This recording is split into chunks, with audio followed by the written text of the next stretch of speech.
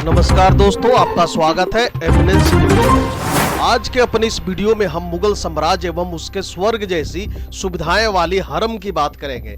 मुगल साम्राज्य भारतीय उपमहाद्वीप के इतिहास में एक प्रमुख राजवंश था जिसकी स्थापना 1526 में बाबर ने की थी। बाबर, जो कि तैमूर और चंगेज खान का वंशज था, उसने फरगना घाटी से अपनी सेना के साथ आकर पानीपत के पहले युद्ध में इब्राहिम लोधी को हराकर मुगल साम्राज्य की नींव रखी। बाबर के बाद उसका बेटा हुमायूं सिंहासन पर बैठा, लेकिन उसका शासन कई आंतरिक और बाहरी चुनौतियों से घिरा रहा। हुमायूं की मृत्यु के बाद उसका बेटा अकबर गद्दी पर बैठा। अकबर ने मुगल साम्राज्य को व्यापक बनाया और अपनी विजयी नीतियों के माध्यम से पूरे भारत पर शासन किया। अकबर ने धर्मनिरपेक्षता, सुधारवादी नीतियों को बढ़ावा दिया, जिससे सामाजिक सद्भाव में बढ़ोतरी हुई। अकबर के बाद जहांगीर ने सिंहासन संभाला। उसके शासन काल में कला और संस्कृति का विकास हुआ। जहांगीर के बाद शाहजहां ने राज किया, जिसे ताजमहल जैसे अद्भुत निर्माण कार्यों के लिए जाना जाता है। शाहजहां के समय में मुगल साम्राज्य ने अपनी स्थापत्य कला की चरम सीमा को छुआ। औरंगजेब ने 1658 में शाहजहां को तख्त से हटाकर स्वयं राजा बन गया। औरंगजेब के शासनकाल में मुगल साम्राज्य ने अपनी भौगोलिक सीमाओं का विस्तार किया, लेकिन उसके कट्टर धार्मिक नीतियों ने साम्राज्य में असंतोष और विद्रोह को भी जन्म दिया। 18वीं शताब्दी में मुगल साम्राज्य का पतन आरंभ हो गया। मराठा संघ और ब्रिटिश ईस्ट इंडिया कंपनी के उदय के साथ मुगलों की शक्ति कमजोर पड़ने लगी। साल 1857 के भारतीय विद्रोह के बाद अंतिम मुगल साम्राज्य बहादुर शाह जफर को ब्रिटिशों ने गद्दी से उतार दिया और उन्हें रंगून भेज दिया, जहां उनका निधन हो गया। मुगल साम्राज्य का योगदान भारतीय इतिहास में बहुत महत्वपूर्ण है, जिसमें स्थापत्य, कला, संस्कृति और धार्मिक सहिष्णुता के क्षेत्र में उन्होंने महत्वपूर्ण योगदान दिया है। मुगलों की चर्चा होती है तो उनके हरम का भी जिक्र होता है। अरबी शब्द हराम से बने हरम का मतलब होता है पवित्र या वर्जित, जबकि फारसी में हरम का मतलब होता है अभयारण्य यानी कि सेंचुरी। मुगल साम्राज्य के दौरान हरम एक विशेष स्थान था जिसमें बादशाह की पत्नियां, रखैले और अन्य महिला संबंधी रहती थी। यह जगह न केवल आवासीय परिसर के रूप में काम करती थी, बल्कि एक अधिक सामाजिक और प्रशासनिक केंद्र भी थी, जहां शाही महिलाएं अपने दैनिक जीवन समारोह और धार्मिक प्रथाओं का निर्वाह करती थी। हरम में मुहैया कराई गई सुविधाएं बहुत ही भव्य हुआ करती थी, जैसे कि आवास और वास्तुकला। हरम के भीतर भाग अत्यधिक सजावटी और विशाल होते थे। इनमें सुंदर बगीचे, जिनमें साधारण फूलों के साथ कुछ खास शाही फूल भी लगे होते थे, जिससे बगीचों की सुंदरता में चार चांद लग जाती थी। फव्वारे और पानी की नहरें होती थी। पानी के फव्वारे में इत्र का भी इस्तेमाल किया जाता था, जिसके कारण वहां का वातावरण सुगंधित रहता था, जो इसे एक आरामदायक और सुखदायक स्थान बनाती थी। सुरक्षा की अगर बात करें तो हरम में सुरक्षा की व्यवस्था काफी कड़ी होती थी। इसमें विशेष रूप से प्रशिक्षित गार्ड और ख्वाजा सराओं की एक टीम शामिल होती थी, जिन्हें हरम की सुरक्षा की विशेष जिम्मेदारी दी गई थी। तो वही लग्जरी और आराम की अगर बात करें तो उसका कुछ कहना ही नहीं। हरम के भीतर स्नान घर, स्पा और मालिश कक्ष होते थे, जहां महिलाएं विभिन्न प्रकार के सौंदर्य और स्वास्थ्य उपचार से लाभ उठा सकती थी। इसके अलावा शाही वस्त्र, गहने और अन्य लग्जरी आइटम्स भी प्रचुर मात्रा में रहते थे। शिक्षा और मनोरंजन की अगर बात करें तो हरम में महिलाओं के लिए शिक्षा की भी व्यवस्था थी। उन्हें संगीत, चित्रकला, लेखन, अन्य शैक्षणिक गतिविधियों में प्रशिक्षण दिया जाता था। साथ ही कविता, संगीत समारोह और नृत्य प्रदर्शन भी आयोजित किए जाते थे। तो वहीं धार्मिक प्रथाएं, हरम में धार्मिक गतिविधियों के लिए भी व्यवस्था थी। मुस्लिम त्योहारों और रीति रिवाजों का पालन किया जाता था और कुछ हरमों में मस्जिदें भी होती थी, जहां महिलाएं नमाज अदा करती थी। इन सब सुविधाओं के साथ मुगल हरम एक ऐसा स्थान था जहां राजसी आराम और शान के साथ साथ सख्त नियम और प्रथाएं भी मौजूद थी, जिससे यह साम्राज्य के सबसे विशेष और गोपनीय क्षेत्रों में से एक था। मुगल काल में हरम को बहुत खास दर्जा मिला हुआ था। मुगल बादशाह अकबर जब साल 1556 में सल्तनत की गद्दी पर बैठे तो उन्होंने सबसे पहला काम किया वो था हरम को संस्थागत दर्जा देना। उन्होंने हरम के लिए तमाम नियम कायदे बनाए और यहाँ काम करने वालों के लिए बाकायदे सैलरी तक तय की गई। हरम में किसी भी पुरुष की एंट्री नहीं हो सकती थी। अकबर ने हरम के लिए अलग से सिक्योरिटी डिपार्टमेंट से लेकर राजस्व, मानव संसाधन और हरम की महिलाओं के लिए मनोरंजन वगैरह की व्यवस्था की। सारे नियम कानून इस्लामी मान्यताओं के मुताबिक बनाए गए। हरम के अंदर बादशाह के अलावा किसी भी पुरुष को घुसने की इजाजत नहीं थी। हरम के अंदर सिर्फ महिलाएं और हिजड़े रहा करते थे। हिजड़ों को ख्वाजा सार कहा जाता था। यही हरम की सुरक्षा संभाला करते थे। अकबर के काल में हरम की सुरक्षा और पुख्ता की गई और इस बात का पूरा ख्याल रखा गया कि कोई बाहरी शख्स किसी भी सूरत में हरम में दाखिल ना हो पाए। हिजड़ों के हवाले पूरी सुरक्षा दी गई थी। हरम ऐसा हिस्सा था जहां किसी भी बाहरी शख्स को किसी सूरत में आने की इजाजत नहीं थी। इसकी दो वजह थी। पहला, बादशाह की सुरक्षा को ध्यान में रखते हुए, और दूसरा, हरम में रहने वाली महिलाएं किसी बाहरी पुरुष से संबंध न बना ले। हरम में 3 लेयर की सुरक्षा हुआ करती थी। सबसे बाहरी लेयर की सुरक्षा आम सैनिक संभाला करते थे, जिसमें पुरुष सिपाही भी शामिल थे, पर अंदर की सुरक्षा सिर्फ और सिर्फ हिजड़ों को मिलती थी। तुर्की और कश्मीरी महिलाओं को भी हरम के अंदर गार्ड की ड्यूटी पर रखा जाता था। इसकी वजह यह थी कि वो स्थानीय भाषा नहीं समझ सकती थी। ऐसे में बादशाह की बातें इधर उधर होने का डर नहीं होता था।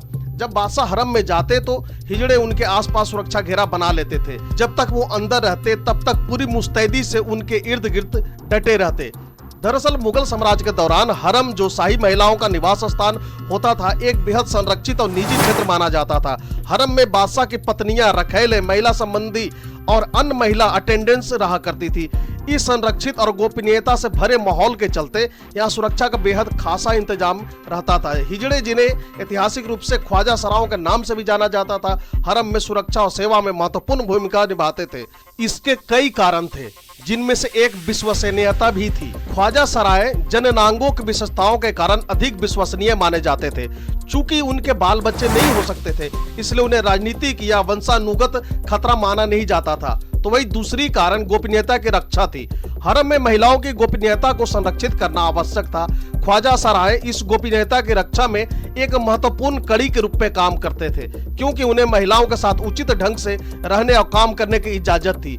एक और कारण बादशाह की सुरक्षा को लेकर भी था।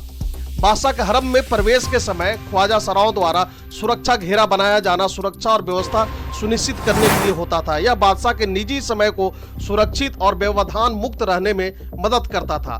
तो वहीं सामाजिक और प्रशासनिक भूमिका में इनका अहम योगदान होता था। हिजड़ों की हरम में एक सामाजिक और प्रशासनिक भूमिका भी होती थी। वे हर बार हरम की महिलाओं के बीच मध्यस्थता और अन्य सामाजिक जिम्मेदारियों को निभाते थे। इस प्रकार मुगल साम्राज्य में हिजड़ों का यह विशेष रोल हरम की सुरक्षा और संचालन में एक महत्वपूर्ण पहलू था, जिससे राजसी परिवार की निजता और सुरक्षा की गारंटी होती थी। तो क्या आप कल्पना भी कर सकते हैं कि चोरी छुपे घुस जाते थे बाहरी पुरुष? इतनी कड़ी सुरक्षा के बावजूद अक्सर बाहरी पुरुष चोरी छिपे हरम में घुस जाया करते थे। मुगल इतिहास के मुताबिक हरम के अंदर एक अंडरग्राउंड फांसी घर हुआ करता था। अगर हरम की कोई महिला बादशाह के अलावा किसी और पुरुष से संबंध रखती पाई जाती तो उसे वहीं फांसी दे दी जाती थी। फिर लाश को सुरंग के रास्ते बाहर फेंक दिया जाता था। मुगल बादशाह हरम में घुसने वाले बाहरी पुरुषों के साथ क्या करते थे, इसको एक और उदाहरण से समझ सकते हैं। औरंगजेब की छोटी बहन रोशन आरा का दिल एक बाहरी शख्स पर आ गया। वह चोरी छिपे रोशन आरा बेगम तक पहुंच गया। राजकुमारी ने उस युवक को कई दिन तक अपने हरम में छिपा कर रखा। इसके बाद अपनी सेवकाओं से उसे सुरक्षित बाहर निकालने को कहा। रात के अंधेरे में सेविकाएं उसे महल के अंदरूनी हिस्से में ही छोड़कर भाग गई। सुबह उसे सुरक्षा कर्मियों ने पकड़ लिया और औरंगजेब के सामने पेश किया। युवक को पता था कि अगर उसने हरम में घुसने की बात मान ली तो फौरन मारा जाएगा। उसने झूठ बोला कि वह नदी के किनारे से किले के दीवार पर चढ़ गया और शाही महल तक पहुंचना चाहता था। वह शाही महल को अंदर से देखना चाहता था कि कितना खूबसूरत है। इस तरह की बातें उसने बनाई। उसके बाद औरंगजेब ने कहा उससे कि वह जिस तरीके से किले के अंदर घुसा था उसी तरीके से नीचे उतरे। युवक को दीवार पर ले जाया गया।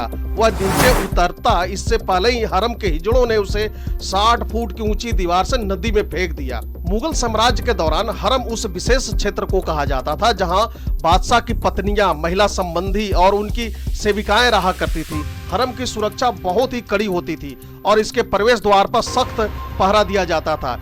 इसे एक निजी और संरक्षित स्थान माना जाता था जिसमें केवल बादशाह और बहुत ही विशेष परिस्थितियों में कुछ अन्य पुरुषों जैसे कि डॉक्टर या विशेष अतिथि को ही प्रवेश की अनुमति थी। यदि कोई बाहरी पुरुष बिना अनुमति के हरम में प्रवेश करने का प्रयास करता था तो यह गंभीर अपराध माना जाता था। मुगल साम्राज्य में ऐसे व्यक्ति को गंभीर सजा दी जा सकती थी जिसमें मृत्यु दंड तक शामिल हो सकता था। इस प्रकार की सजा का उद्देश्य हरम की गोपनीयता और सुरक्षा को बनाए रखना होता था। हरम में सुरक्षा के लिए अक्सर यूनुच को नियुक्त किया जाता था। यूनुच खास तरह के नौकर हुआ करते थे जिन्हें किसी विशेष प्रक्रिया के माध्यम से नपुंसक बना दिया जाता था। ये यूनुच हरम के दरवाजे पर पहरा देते थे और उनका मुख्य कार्य हरम की महिलाओं की सुरक्षा करना होता था। हरम में अनधिकृत प्रवेश के मामले में बादशाह और उनके न्यायिक अधिकारी सजा का निर्णय लेते थे। सजा की गंभीरता अपराध की प्रकृति और संदिग्ध की मंशा पर निर्भर करता था। मुगल बादशाह अकबर का हरम कैसा था और क्या क्या नियम थे, क्या कभी किसी ने नियम तोड़ा, यह जानना भी बड़ा ही जरूरी है। मुगल बादशाह अकबर का हरम उसके साम्राज्य के प्रमुख सामाजिक और राजनीतिक जीवन का एक महत्वपूर्ण हिस्सा था। उस समय के हरम न केवल राजा की पत्नियों और अन्य महिला सदस्यों के रहने की जगह थी, बल्कि यह एक प्रकार का विशाल परिवार भी था जिसमें सैकड़ों सेविकाएं, दासियां और नौकरानियां हुआ करती थी। अगर हरम की नियम की बात करें तो सबसे पहला नियम था प्रवेश नियम। हरम में प्रवेश करने का अधिकार केवल महिलाओं, बादशाह और बहुत सीमित संख्या में चुनिंदा पुरुषों का होता था, जैसे कि डॉक्टर या विशेष अतिथि। पुरुष सेवक ज्यादातर यूनुच होते थे। गोपनीयता का नियम, हरम की महिलाओं की गोपनीयता की सुरक्षा की जाती थी और उनके जीवन शैली के बारे में बाहरी लोगों को जानकारी नहीं होती थी। सजावटी और सामाजिक नियम भी थे।